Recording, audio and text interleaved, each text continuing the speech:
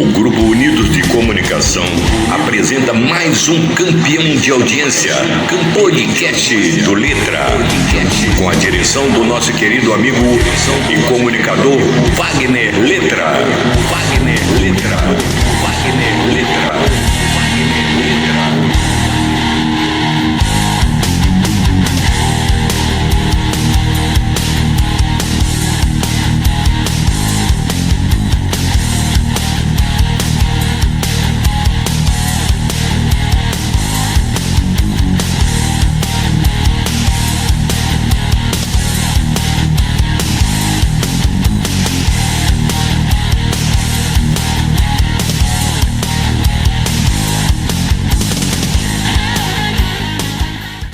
Olá, minha gente, nós estamos começando nessa noite, mais uma vez, o Podcast do Letra. Hoje nós vamos conversar, falar, bater um papo aqui com o ex-prefeito Gil Leal.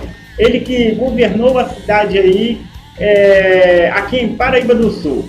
Mas antes disso, a Esther Letra vai te mandar um recado aí dos nossos patrocinadores. Boa noite a todos que estão ligados aqui no podcast. Eu me chamo Esther Letra e você está enviando aí um abraço para nossos apoiadores desse programa. Vai um abraço aí para o Francisco Gonçalves da Hidrovita, Marcelo da Rograni, Marcia Elisa do Sabonete Olho d'Água. Vai um abraço também para o Valdinei da Refor Creative, Max Russo Capacitação Profissional, Lucas do Gás. Um abraço aí também para o nosso querido amigo Marcelo Cabeleireiro, Mônica Xavier, corretora de imóveis, e também um grande abraço aí para o pessoal da loja Rubiana Presente. É isso aí, nós estamos aí de volta e agora vamos conversar com o ex-prefeito Gil Leal. Gil Leal, uma boa noite e eu estou muito feliz com a sua presença aqui no meu estúdio da TV Unidos. Boa noite, Letra. Boa noite aí a família Letra, a todos. O prazer é meu, a satisfação é minha. Você está aqui, te agradeço muito pelo convite, é um prazer estar aqui com vocês participando desse podcast. Eu tenho o maior prazer também estar recebendo o senhor aqui no meu podcast, aqui do Letra, para a gente falar um pouco, né, debater, não só assuntos de hoje, atuais, né, mas assim, do passado, do governo, relembrar um pouco, né, porque a gente está nessa questão de fim de ano, né, e é sempre bom relembrar o que já passou e claro, já aconteceu, né? Claro. E conta um pouco, assim, da história do senhor. Aqui em Paraíba, claro, todo mundo já conhece de onde o senhor é, mas o nosso programa vai para fora de Paraíba do Sul, né? Graças a Deus, tem pessoal do exterior que nos assiste. Aí fala um pouco da sua vida aí, como começou a vida pública, como o senhor se tornou prefeito da cidade. Fica à vontade. Então, Letra, primeiro eu quero dizer que eu sou uma criança normal, nasci em Sardo Alto, no terceiro distrito, e vivi ali até terminar o curso primário, aliás, até terminar não, até a terceira série primária. A quarta série eu já fiz aqui no Monsenhor Francisco. A minha irmã terminou o período dela lá e ela precisava seguir. Aí o meu pai, na época, alugou uma casa para que a gente viesse. E aí eu vim, no Francisco, eu terminei o primário. Na época era primário, hoje mudou, né? E aí depois fui Fluminense, fiz ginásio, contabilidade, fui Fluminense, depois faculdade eu tive também que sair da cidade. Mas sempre com a vida na cidade, sempre dentro de Paraíba do Sul, convivendo, e toda folga que a gente tinha na faculdade estava em Paraíba, final de semana sempre aqui em Paraíba. Assim, eu tenho muito carinho pela cidade, pelas pessoas da cidade, tenho muitos amigos desde a infância. E aí, na política, eu acompanho política, eu sou de 59, mas quando eu tinha 11 anos, em 1970, meu pai foi candidato a prefeito e eu já andava na rua entregando, hoje eles falam santinho, na época era uma cartinha legal, pedindo voto. Então a gente vem acompanhando a política desde essa época. Mas aí depois, para trabalhar também, acabei trabalhando fora de Paraíba, né? Eu sou servidor público aposentado. E mas sempre com contatos em Paraíba. Sempre com contatos em Paraíba, meu pai sempre na política. Meu pai atuou na política por mais de 50 anos. E aí queria até que eu entrasse, eu não queria, eu sempre fui muito tímido. E eu não me via político em palanque, fazendo discurso, eu não me imaginava, né, nessa apesar de gostar da política. Só que aí, na eleição de 96, ele era candidato a vereador, era candidato à reeleição, ele era inclusive presidente da Câmara na época. E aí ele veio a falecer já no período de campanha.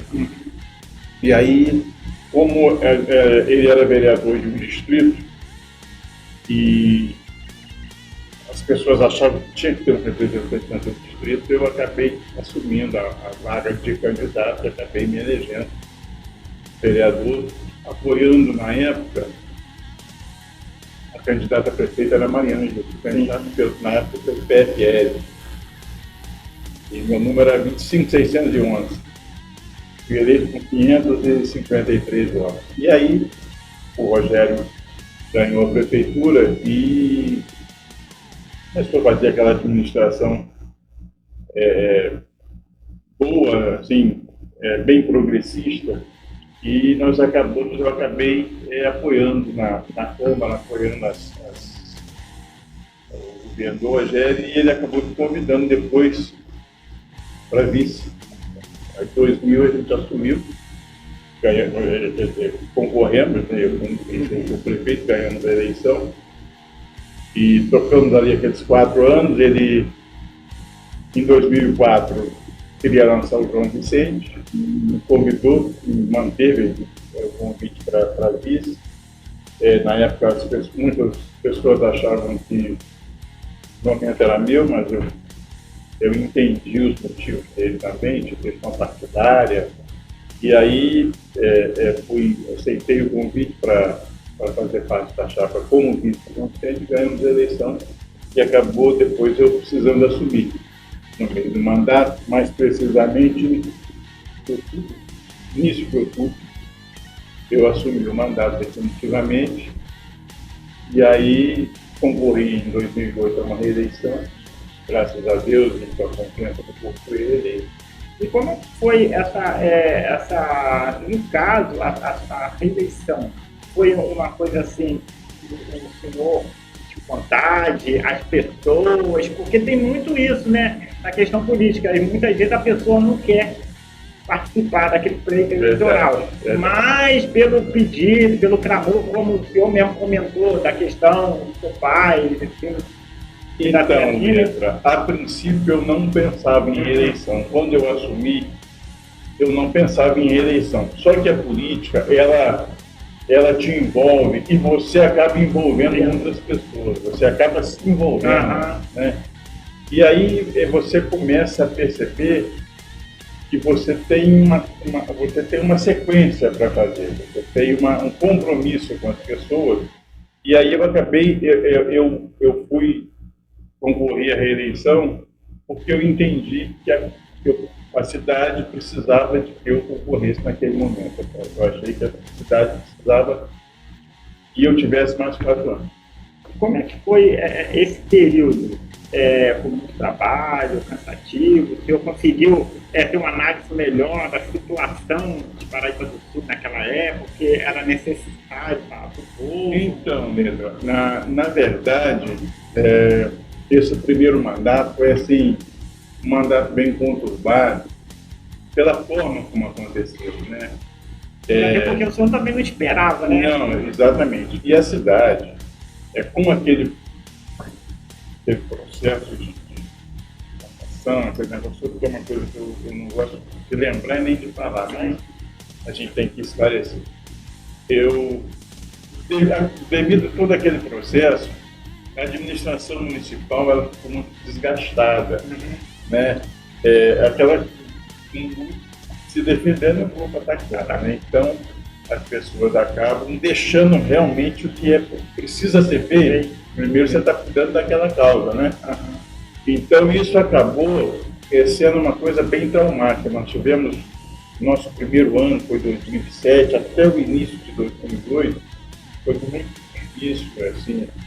cidade não tinha recursos, poucos recursos, e assim, não tinha algumas dívidas, e aí a gente acabou tendo assim um período muito difícil, mas graças a Deus, e eu digo sempre isso, o povo de Paraíba é um povo assim, muito bom, são pessoas que estão sempre pensando em colaborar de alguma forma, os servidores municipais, o comércio aqui da cidade, o comércio da cidade me ajudou muito, os comerciantes, os comerciários, e isso acabou facilitando esse primeiro período que eu tive à frente da prefeitura.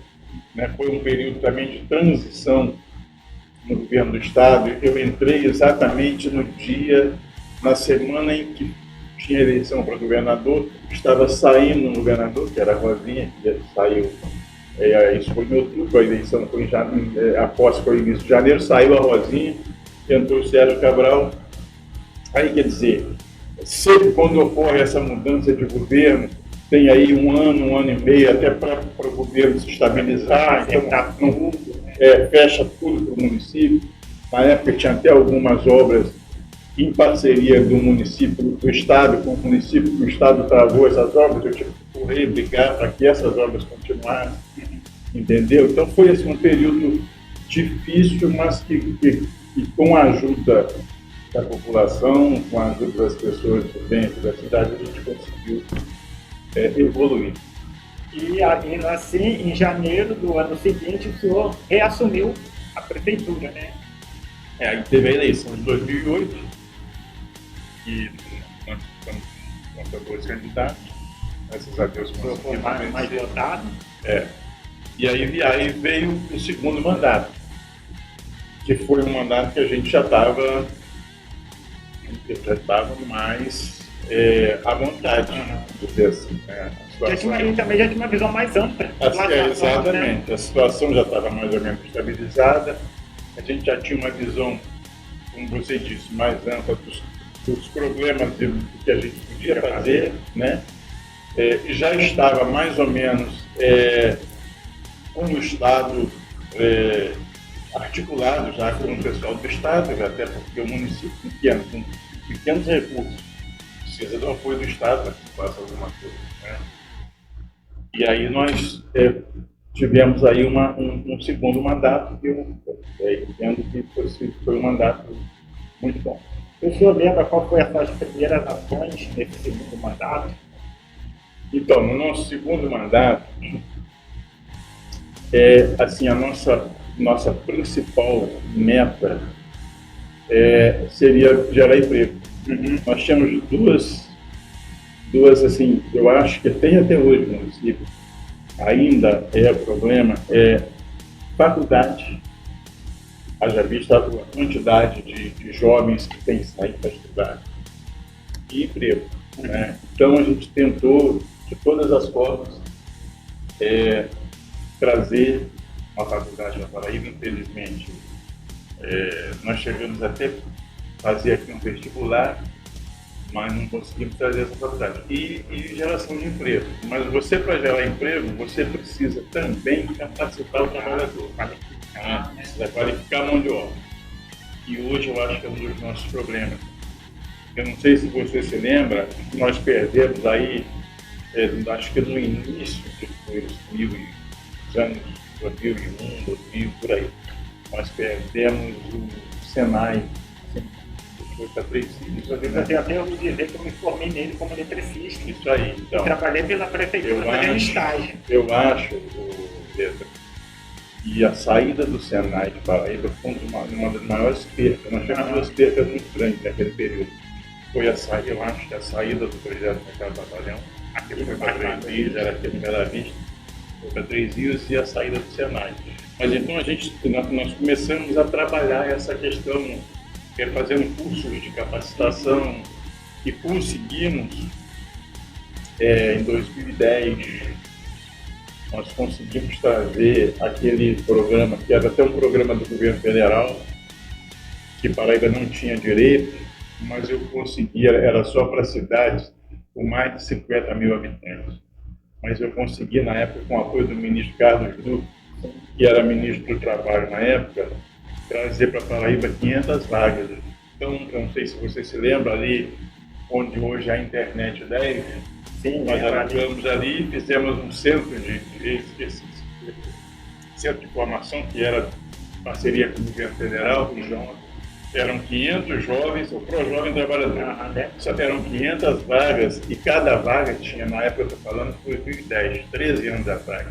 Cada aluno tinha uma bolsa de R$100 para fazer esse curso. Então, quer dizer, a gente, além de capacitar, ainda ajudava financeiramente, no momento que as pessoas estavam desempregadas, e era assim, me parece que a idade era de, não me falha a memória, era de 16 até 25 anos. Quer dizer, o jovem está começando a precisar de alguma coisa, de uma direção. Então, eu acho que isso foi assim, uma coisa muito importante. E aí a gente começou a trabalhar para trazer algumas empresas, assim, né? Foi assim, nós trouxemos a Lengruber, que veio no nosso governo, nós trouxemos a Praiceiras, trouxemos a Cabo Grafite, trouxemos a UTS Brasil, que é uma empresa que faz placas de automóvel. Infelizmente, depois ela agora, acho que há uns 4, 5 anos atrás, ela mudou para Três Rios, conseguiu um espaço lá, e aí foi para lá, mas a gente conseguiu trazer também essa empresa. E eu acho que hoje ainda Paraíba precisa de geração de emprego, precisa trazer nós precisamos encontrar, acho que a cidade precisa encontrar uma forma de atrair algumas empresas para gerar renda para a população. A juventude de Paraíba está ficando muito sem esperança, está ficando muito sem ilusões. Né? Como o senhor falou, uma das perdas fundamentais foi o Senai. Então, eu acho que se hoje também tivesse o Senai ou algum outro curso de preparatório para qualificar as empresas, ia visualizar exatamente potencial dentro da cidade, porque saber que tem pessoas formadas. Quando eu estive na prefeitura, conversei com muitos empresários tentando atraí-los, e a primeira pergunta, as pessoas, até quando eu falo isso, as pessoas se espantam porque acham que a primeira pergunta que eles vão fazer é se tem um espaço. Não. A primeira pergunta que eles fazem é se você tem aqui curso de formação profissional técnica para esse... Principalmente dentro da área técnica para esse servidor.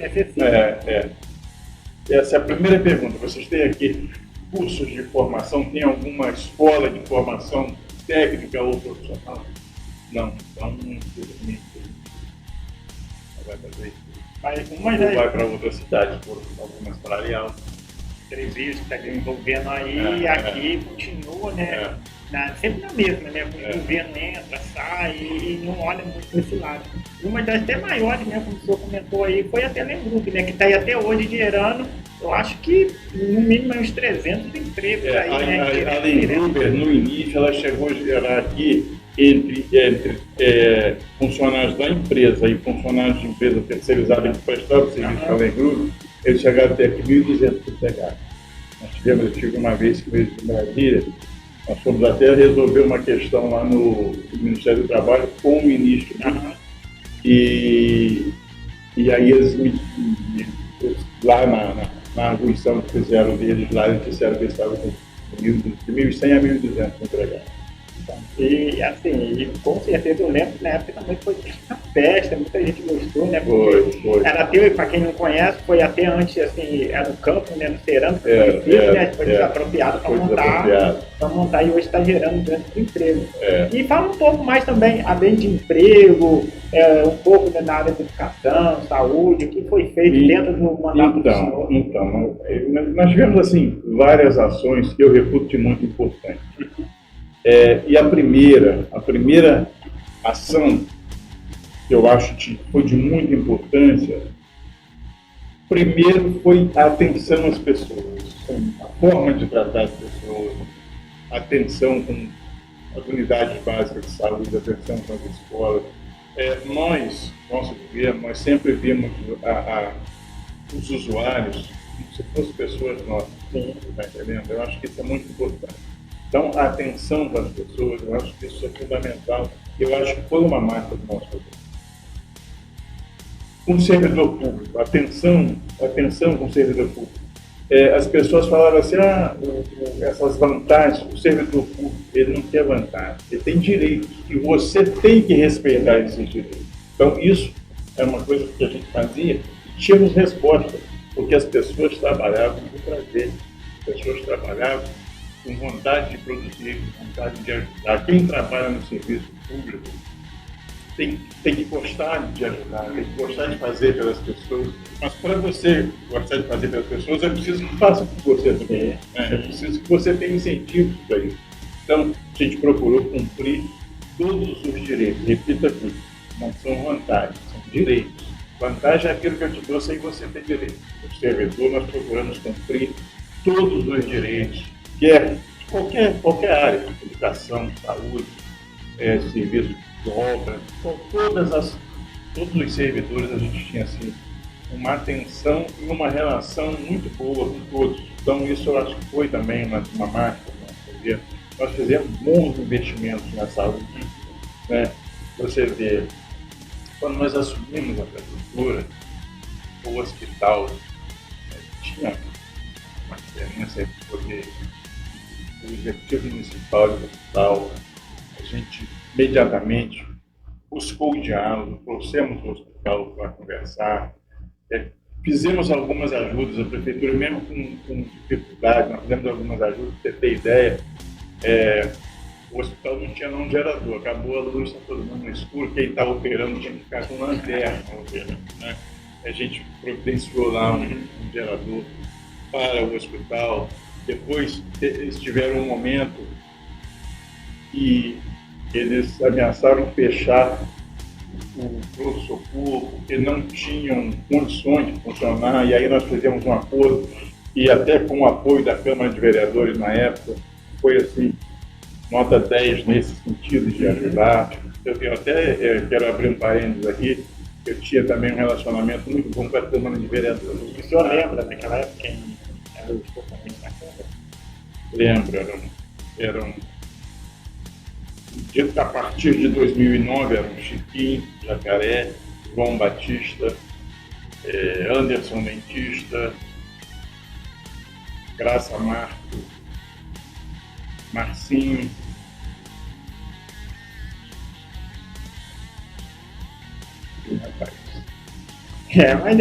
Mas é bom que o senhor, como falou, tinha um bom relacionamento com o pessoal da Câmara, que também dava apoio, porque também o prefeito não faz nada se a Câmara também não apoiar, né? Assim, às vezes, eu ia nas reuniões com alguns prefeitos e eu via, às vezes, os prefeitos reclamar do vereador e eu dizia para eles, olha, eu não posso falar nada, eu não posso reclamar dos vereadores de Paraíba. Porque eles, assim, sempre estão apoiando o que é de bem e tudo assim dentro de um contexto de servir o público, sem nada fora disso, né? Então eu sempre tive um apoio muito grande da Câmara de Vereadores. Mas continuando aí o nosso papo, quando eu assumi o segundo mandato, o hospital hoje do Dona Nandu tinha já uma obra bem adiantada, mas ainda não tinha nada concluído, ainda tinha muita coisa para ser feita.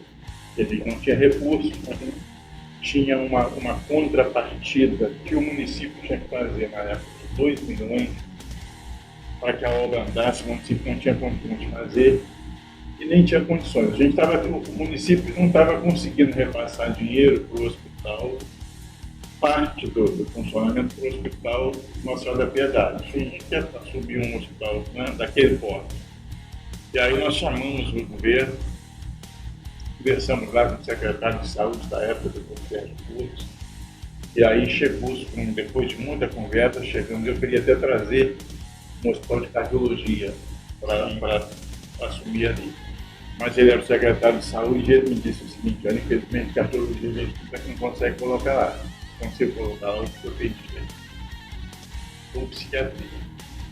Aí eu falei, não, então vamos fazer o seguinte, a gente vai fazer, eu vou no troca dos 2 milhões que a gente fazer a contrapartida, a gente vai adiantar a obra e o que faltar vocês fazem e a gente cede o espaço por um período que venceu já, mas foi renovado, para que vocês assumam a administração do hospital e coloquem algo para o traumatologia e ortopedia, até porque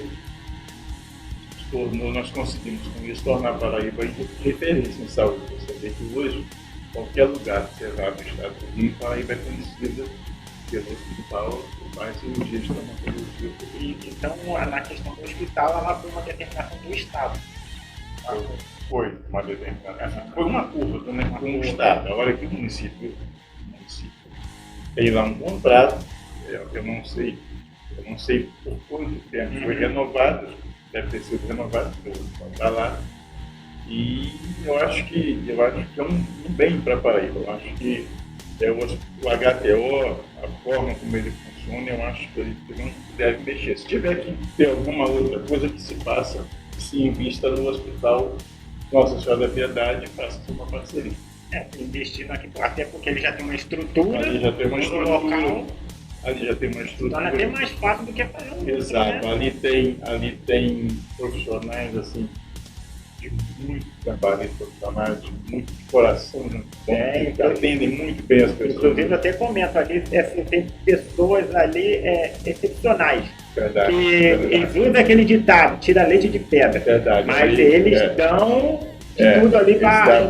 Esse trabalho ali com muito amor, isso é muito importante.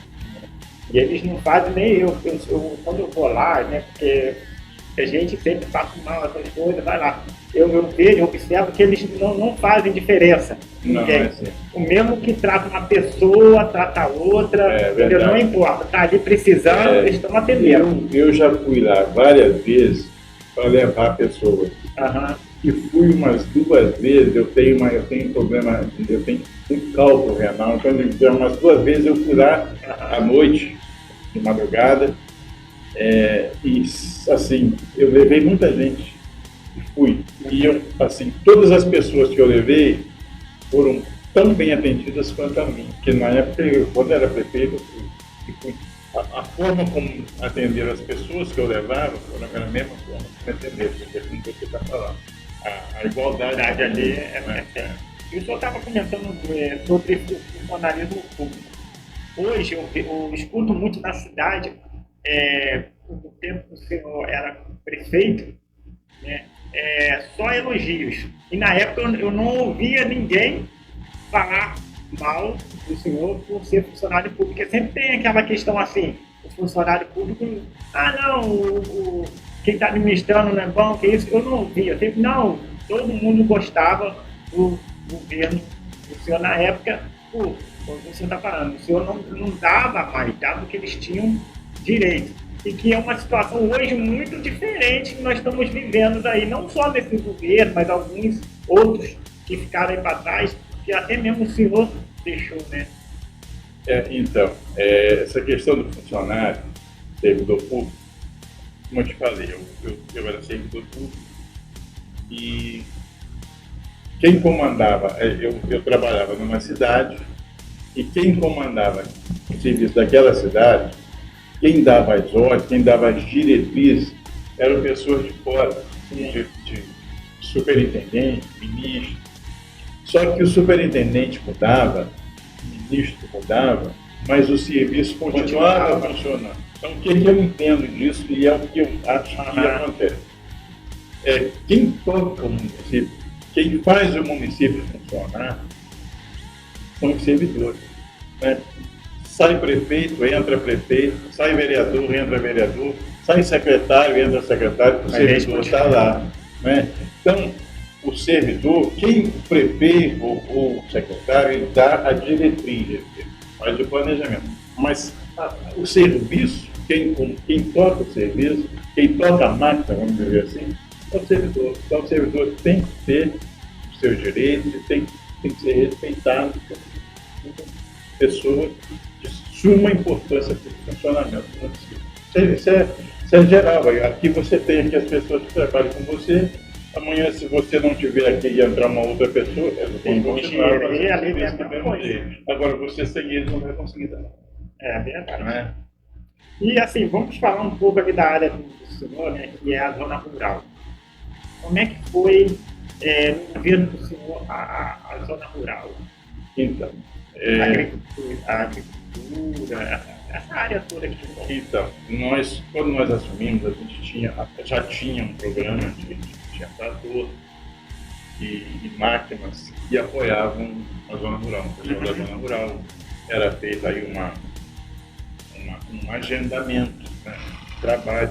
Mas o fundamental na zona rural são as estradas. Você na zona rural você pode ter tudo, mas se você não tiver uma estrada boa, você não tem nada. Por quê? Porque você vai precisar da estrada. Você pode ter uma escola muito boa, mas para o aluno mora a 10, 12, 8 quilômetros daquela escola. Para ele chegar na escola, ele precisa da estrada boa. Você pode ter um posto de saúde muito bom. Nós tivemos aí há um ano e pouco atrás, ambulâncias ficaram agarradas, porque não conseguia passar. Então, você tem que ter um posto de saúde bom, você tem que ter uma ambulância boa. O SAMU, sempre que chama aqui o SAMU, vai, mas já teve vez de não conseguir, porque não tem estrada. Então, zona rural, tem que ter escola boa, tem que ter posto de saúde bom, tem que ter programa para o homem do campo, para o trabalhador rural, para o produtor rural, tem que pedir os bancos para emprestar, tudo isso são muito importantes. Mas se não tiver estrada, você vai no campo, pega um empréstimo com juro baixo, faz uma plantação, consegue uma produção muito boa, aí na hora de tirar, chove, você não consegue passar. Aí você perde toda a produção. Né? Então, a manutenção da estrada tem que ser. Isso, modéstia à parte. O nosso governo teve muita atenção, até porque por isso da zona rural, ele tinha que fazer. Nós tivemos assim, sempre tivemos estradas muito boas. Pontes, né? Inclusive no nosso terceiro mês de governo, foi no dia, eu me lembro bem o dia, porque foi o dia do aniversário da minha mãe, 25 de janeiro de 2007, nós tivemos uma chuva muito forte e daqui de Werneck até Sardual, deve ter caído ali umas 20 barreiras, mas barreira grande. E em uns outros lugares também, Cebolas, aqui para o lado da Fazenda da Conceição, da Globo Aves, muitas barreiras. E a gente tinha poucas máquinas, mas a gente tinha que limpar e tal. Então, a partir daquele dia, nós começamos a arrumar. Nós ficamos uns 2 dias sem conseguir chegar nesses locais. Mas aí, depois disso, nós conseguimos, mesmo no período de chuva, a gente conseguiu manter sempre as estradas boas. Então, eu acho que zona rural é isso, você tem que ter máquinas para proporcionar ao trabalhador e ao produtor. É claro que com um agendamento justo, com um tempo marcado, você não vai deixar um trator, por exemplo, de arar. Você não vai deixar ele 2 semanas com o produtor, porque vai fazer falta para você. Vai estipular lá 10 horas, 20 horas, não sei quanto para cada um, e vai fazer esse agendamento. Eu acho que isso é fundamental. Escola, posto de saúde e estrada. E aí, eu sempre comento, a zona rural, né? A gente tem uma extensão muito grande, eu acho que é a zona rural que sustenta mesmo a cidade. Né? Veja bem. Até mesmo questão de feira. Veja bem. Foi muito bom você ter tocado nesse assunto, porque a zona rural, essa questão de produção aqui na nossa região, ela está diminuindo. O que acontece? Nós estamos com dificuldade de pessoas para trabalhar na zona rural. Hoje, se você comprar um sítio e você quiser plantar alguma coisa, dificilmente você vai conseguir alguém para trabalhar. Então, eu acho que a gente tinha que... Eu acho que isso não é nem uma questão municipal, não. Eu acho que é uma questão federal. Tem que incentivar mais o produtor rural. Eu acho que tem... Aí vamos entrar na capacitação que a gente falou. Tem que ter cursos para capacitar as pessoas para esse trabalho e máquinas. Né? Hoje, as pessoas, todo mundo quer ter uma vida melhor. Você imagina esse calor que a gente tem enfrentado aí, o cara está trabalhando aí com uma acústica muito chata, não é fácil, né? Então, procurar também mecanizar esse trabalho, né? Procurar incentivar e capacitar para que as pessoas possam usar, substituir o trabalho braçal pela máquina, né? E com isso está gerando mais emprego, e a pessoa que trabalha lá compra aqui no comércio, gera emprego também no comércio e transforma numa cadeia ali de Eu acho até que a gente, né, pode também ter um ponto de distribuição dessas mercadorias, né? Pode ser pensado aí na frente. Tipo um Ceasa aqui dentro do Paraíba, né, para esses pequenos produtores, ou esticar um dia mais na feira. Algo parecido. Eu acho que a gente tem que ter um ponto de distribuição diário. É claro que tem que ser uma coisa bem controlada, tem que ser uma coisa bem planejada, mas tem que ser uma coisa diária. Cada um vai ter o seu ponto e ele pode ficar os 7 dias da semana, se ele quiser. Se ele não quiser, ele vai ficar 1. Aí vai vender menos. Se você ficar 2, vai vender mais. Se ficar 3, vai vender mais. Aí vai depender de cada um. Aí vai depender de cada um. Né? E na área da educação, como é que foi o governo acima do senhor? Com construções, reforma de escola, uniformes? Nós reformamos todas as escolas do município. Construímos uma nova escola lá na Liberdade, que é a Paulo Lacerda, mas é uma escola nova, né? Bem maior, com uma qualidade. Nós construímos a Melchor lá no Eldorado, que foi a primeira escola de educação integral do município. Construímos uma creche de Olinda. Nós adquirimos aquele prédio do Sul Fluminense que estava acabado, tinha uma dívida imensa com funcionários. Nós conseguimos, através de acordo, pagar aquela dívida dos funcionários e trazer o imóvel que não era do município, mas hoje funciona lá a Escola Manuel Gonçalves e em cima a Paetec. Na minha época, eu não sei se você se lembra, se alguém aqui lembra, funcionou ali a CPFE. A CPFE era um centro de formação de profissionais para transporte, tanto ferroviário como rodoviário. Aí isso funcionou até o governo que me sucedeu. Aí eles trouxeram uma faculdade Redentor. E aí precisaram tirar esse curso, eu acho que o curso desse tratamento, eu sei que tiraram o curso e colocaram lá essa faculdade. Então, a valorização do servidor, questão salarial dos servidores, a gente pagava todos os direitos, todos os abonos, entendeu? Porque é importante, é aquilo que eu falei, é importante que o servidor esteja satisfeito, para que possa trabalhar, possa produzir mais, né? Nós fazíamos uma capacitação no início do mandato, do ano letivo. Nós trazíamos pessoas assim de renome aí na educação. Trouxemos o tal de José Pacheco, até um português, mas um cara assim, que é muito conceituado na educação. Trouxemos aquela Cláudia Puxinho, que foi secretária, foi ministra. Trouxemos assim, me foge aqui os nomes, mas trouxemos pessoas assim muito capacitadas para dar um curso de capacitação. Nós fizemos curso para o pessoal de apoio, merendeiras.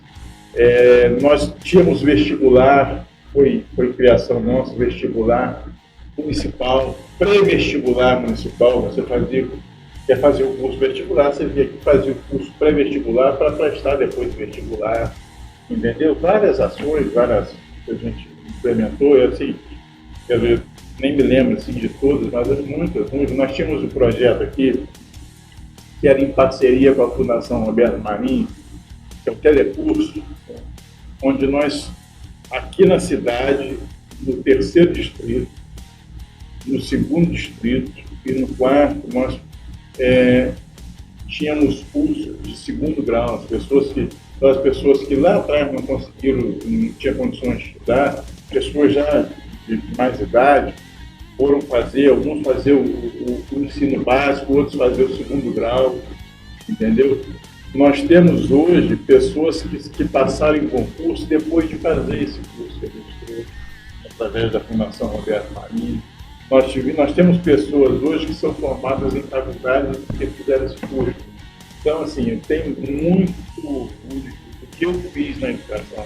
Eu tenho certeza que as pessoas que usaram os serviços da educação naquele período que eu fui prefeito, eu tenho orgulho porque eu tenho certeza que foram bem atendidas, eu tenho certeza que tiveram condições de melhorar de vida em função daquelas ações que nós desenvolveu ali. E na questão assim, de obra, infraestrutura, dentro da cidade aqui do município, então, aqui nós fizemos várias obras de drenagem. Tínhamos ali em Werneck, talvez você conheça ali na rua, atrás do Colégio Balão de Palmeiras ali. Sempre que chovia ali era uma inundação geral, a gente conseguiu acabar com aquilo. Nós conseguimos aqui a Liberdade, fazer algumas inserções de escoamento de água,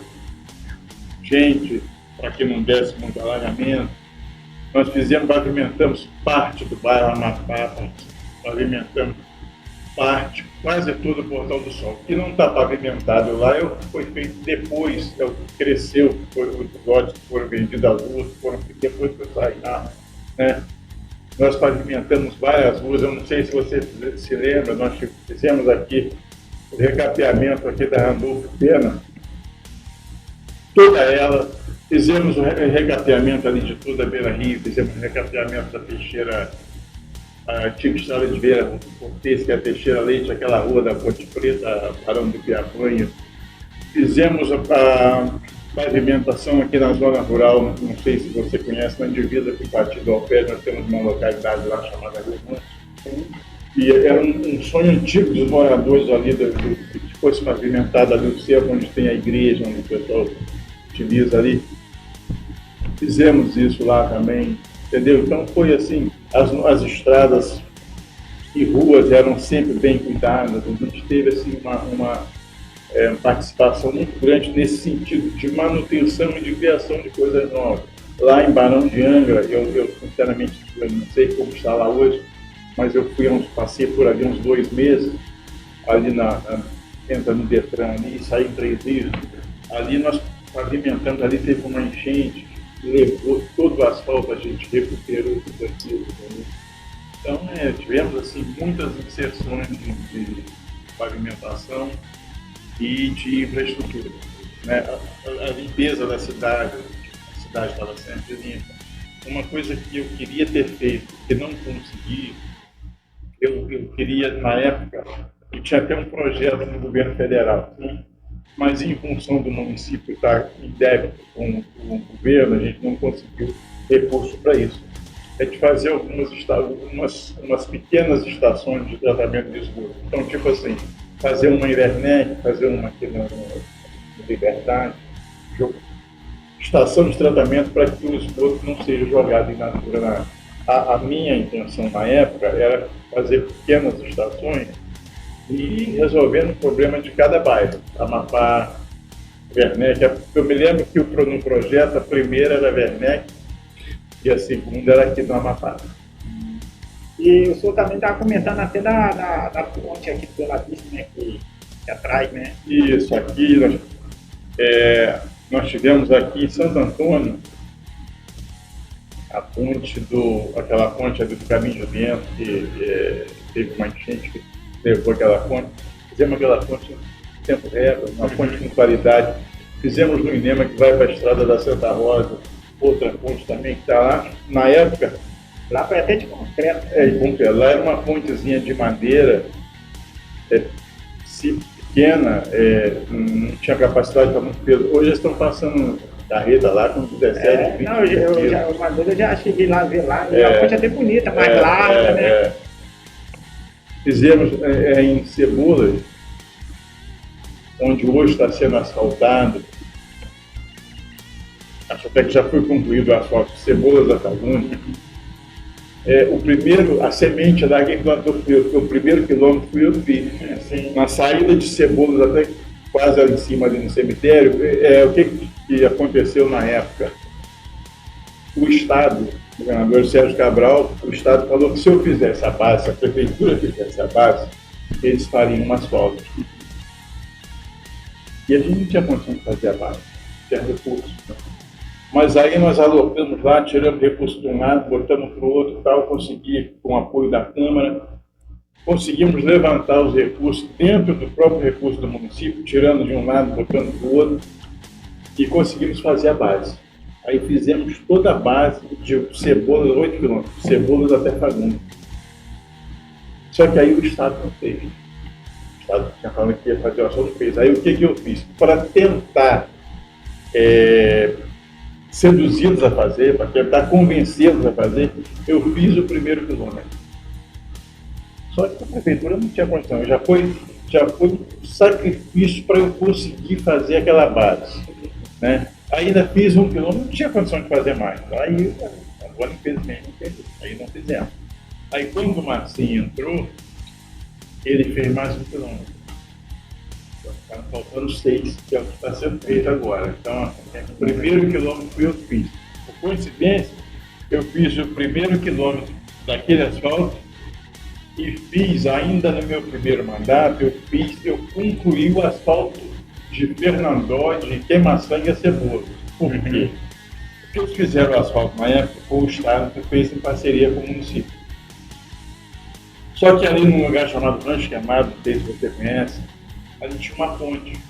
Eles não fizeram a ponte e deixaram uma parte antes da ponte e uma parte depois da ponte sem fazer. Acredito eu que daria ali uns 600 metros, 300 por 300, mas mais a ponte. Aí quando eu entrei, eu tive que fazer a ponte e fiz esses 600 metros, não sei exatamente 600, mas fiz esse colocando. Então eu falo que o asfaltamento de Queima-Sangue até Cebolas, eu tenho uma participação porque eu acabei de fazer. Quem concluiu fui eu. E o de Cebolas até Fagundes, quem iniciou fui eu. Primeiro, a sementinha fui eu que plantei. Foi ali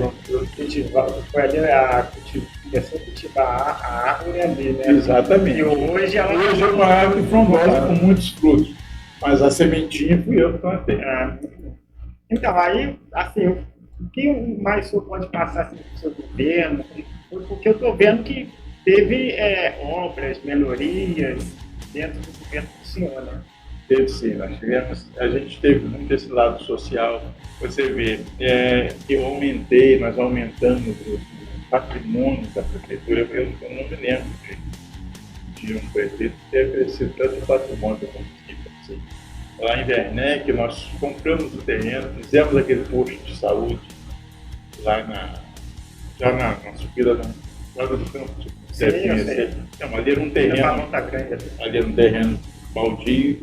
Nós compramos o terreno na época e fizemos o posto de saúde. Hoje, aquele posto de saúde, ele atendia 3 comunidades. O bairro Flora, que hoje me parece que ou fizeram ou vão fazer um outro posto. Estão fazendo. O bairro Glória, o centro de Werneck e o bairro Alvorada. Também é atendido lá. Nós adquirimos o Fluminense, como já falei. Ali onde na sexta-feira foi inaugurado o Bramil, aquilo ali fui eu que comecei. Isso é até fundamental comentar, né? Porque hoje tá dando aquele ditado assim, filho feito, todo mundo quer ser pai. Todo mundo quer ser pai, mas ali deixa eu te dizer como começou. Ali já tinha sido desapropriado, tá? Não fui eu que desapropriei. Só que foi desapropriado, quem desapropriou colocou um valor muito baixo. E ali tinha uma dívida grande com os funcionários, mais ou menos uns 100 funcionários. O que aconteceu? Eles entraram na justiça, não sei se funcionários, mas alguém entrou na justiça e a justiça aí pagou, aquilo ficou aquele embrólio jurídico e acabou estourando na minha mão. Aí chegou para mim o seguinte: olha, a prefeitura não tem terreno, a prefeitura perdeu o terreno. E porque não pagou valorizado e tal. Aí nós conversamos com um advogado lá da firma e resolvemos que a prefeitura, eles me deram um prazo para que eu fizesse um leilão da concessão do terreno. Eu não vendi o terreno, um leilão da concessão do terreno, e com esse dinheiro eu quitaria a questão dos servidores. E assim foi feito. Nós fizemos esse leilão, foi uma concorrência pública. Nós convidamos várias pessoas, vários donos de mercado. E aí o seu José, que na época conseguiu valor do leilão, e aí tem até a foto, eu vou te mandar a foto, fui entregando as chaves para ele, e ali com um compromisso de que me parece que eram 20 anos a concessão, mas essa concessão ela já foi prorrogada. Mas com um compromisso de que até 2012 ele fizesse ali no mercado. Só que aí, não sei se você se lembra, nós tivemos uma crise em 2010, e aí ele atrasou um pouquinho para apresentar o projeto. Aí quando ele apresentou o projeto, teve umas questões ambientais que ele não conseguiu liberar. Aí ele pediu que a gente aumentasse um pouquinho esse prazo. Só que como ia para o governo já do Marcinho, em 2013, e aí eu acho, depois eu não posso precisar o que como foi, mas foi prorrogado. Depois eu acho que foi pelo... Aí nós tivemos uma crise também em 2014, o governo Tadeu, uma crise geral, ele deve ter dado uma apertada. Eu sei que isso foi protelando, até que agora, graças a Deus, saiu, né? Ali era um terreno abandonado, e nós conseguimos, na época, quitar todos os compromissos com os servidores. Todas as dívidas trabalhistas a gente conseguiu saldar. Então, nós temos o terreno da prefeitura e está concedido, está por concessão ao grupo dele. Então, minha gente, nós estamos terminando aqui o podcast dessa noite, né? Mas lembrando para você que a nossa entrevista aqui vai estar lá no YouTube, no Google, no Facebook, no Instagram e TikTok, em todas as plataformas digitais, inclusive na Rádio Unido Gospel. Essa entrevista também vai estar passando lá, você pode acompanhar tudo isso. Lembrando que nós estamos com um site novo, que é tvunidosps.com.br.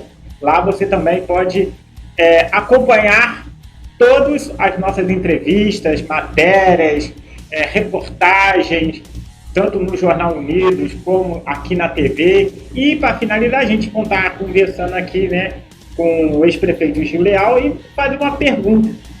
Hoje, né, com esse êxito que teve no governo do senhor, como o senhor acabou de relatar, hoje, se o senhor fosse prefeito aqui do município de Paraíba do Sul, qual seriam as suas primeiras ações e qual o âmbito você dá hoje para a cidade? Porque eu vejo que o senhor caminha muito perante a cidade, observando as coisas, caminhando até junto mesmo, né, com o Canelinha, que faz parte do governo do estado. Dá uma posição, o que o senhor acha da situação hoje de Paraíba do Sul se o senhor fosse prefeito?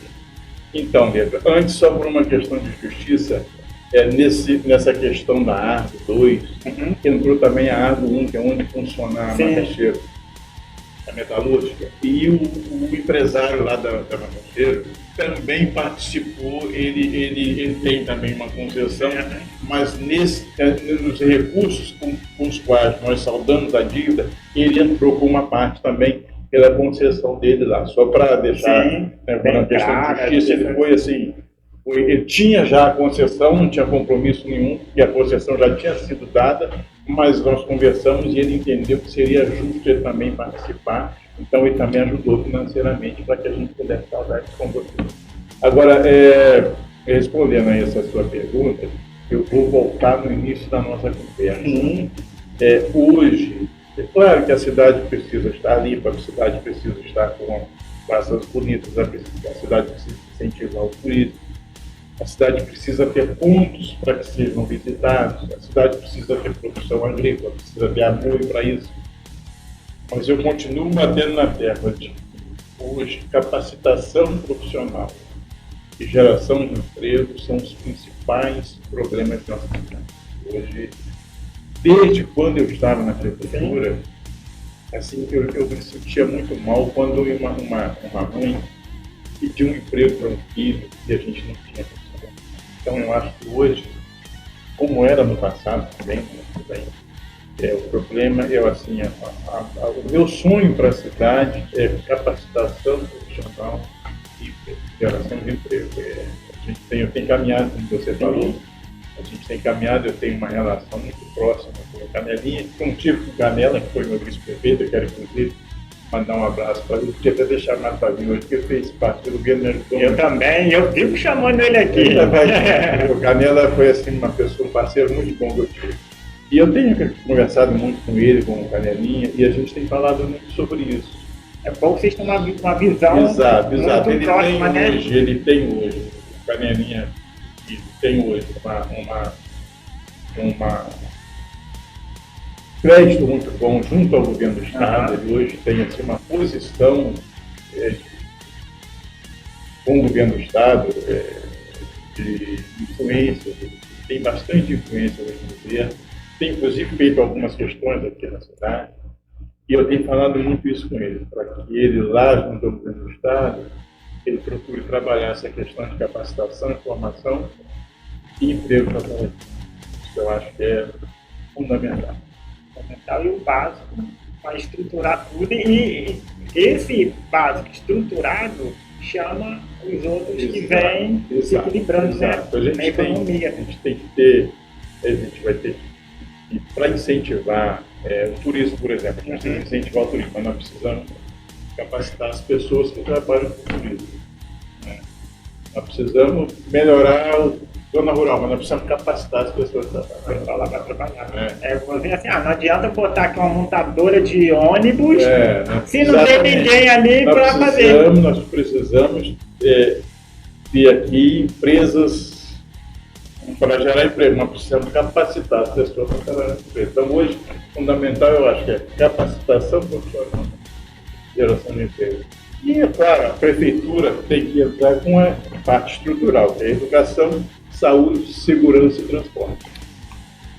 E sempre dando aquela melhorada na cidade. Isso. E não deixar de fazer as outras ações que tem que ser feitas, né?